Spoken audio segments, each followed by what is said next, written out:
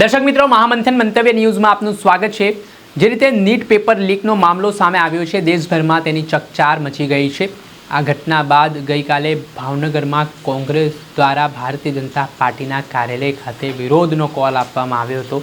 તેના સંદર્ભમાં મોટી સંખ્યામાં કોંગ્રેસના કાર્યકરો છે તે ભાવનગરમાં ભાજપ કાર્યાલય ખાતે ઉમટવાના હતા। પહેલાથી જ પોલીસનો જડબેસલાક બંદોબસ્ત હતો। कोई अनिच्छनीय बनाव न बने ते माटे पोलीस द्वारा तकेदारी राखवामां आवी हती।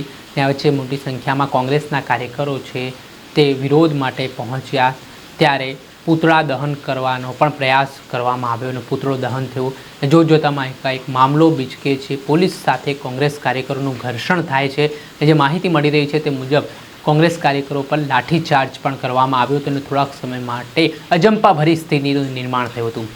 जे रीते नेट पेपर लीक ने लईने आज देशना युवानो लड़ी लेवाना मूडमां जोवा मळी रह्या छे। दिल्लीना जंतर मंतर पर 23 दिवसथी आंदोलनो करवामां आवी रह्या छे, विरोध नोंधाववामां आवी रह्यो छे, छतां सरकारनुं पेटनुं पाणी नथी हली रह्युं। आ परिस्थितिना पगले हवे कोंग्रेस पण मैदाने आवी छे। कोंग्रेसना लोकसभाना विपक्ष नेता राहुल गांधी द्वारा पण पीएम आवास बहार धरना प्रदर्शन कर्या हता, त्यारबाद तेमनी अटकायत थई हती। त्यारा मामलाने लईने शुं कही रह्या छे?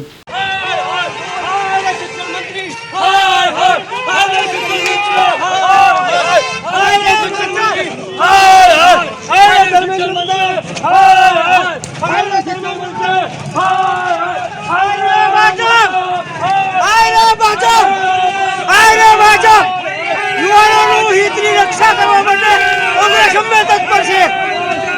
आय रे भाजप, युवानो साथे कांग्रेस उभी छे। शिक्षण मंत्री आ भ्रष्टाचारी सरकारने शिक्षण मंत्री राजीनामું આપો, રાજીનામું આપો કરો બંધ કરો।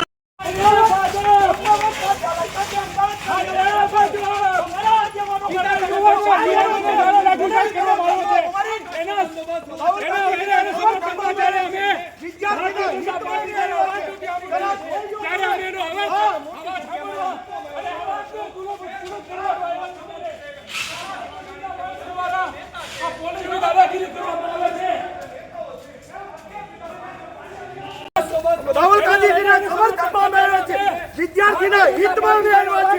જરા જોઈ જો તમે, આ તમે જોઈ જો, આ પ્રકાશ વાઘાણી તે બધા અરે વિદ્યાર્થીના હિતમાં આવ્યા નેતાઓ છે।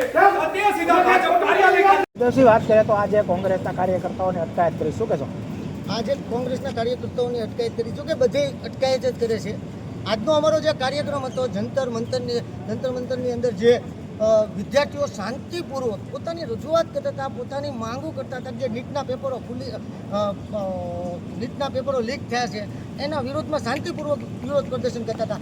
એવા સંજોગની અંદર પોલીસ લોકોએ, સરકારી લોકો બાબુએ નવા ભાડે લાવેલા પોલીસવાળા અને ભાડે લાવેલા બધા એના ગુંડાઓ દ્વારા જે 16 વર્ષથી માંડીને 15 વર્ષના વિદ્યાર્થીઓને બધાની ઉપર લાઠીચાર્જ કર્યો, કે જેને આતંકવાદી જેવું કૃત્ય કર્યું હોય ને એની કરતાં પણ ખતરનાક જેને એની ઉપર લાઠીચાર્જ કર્યો ને એના વિરોધની અંદર, વિદ્યાર્થીઓના સપોર્ટની અંદર, કે વિદ્યાર્થીઓ એકલા નથી, એને અમે એની સાથે છીએ, એના સપોર્ટ માટે આજનો અમે આ કાર્યક્રમ કરેલો હતો।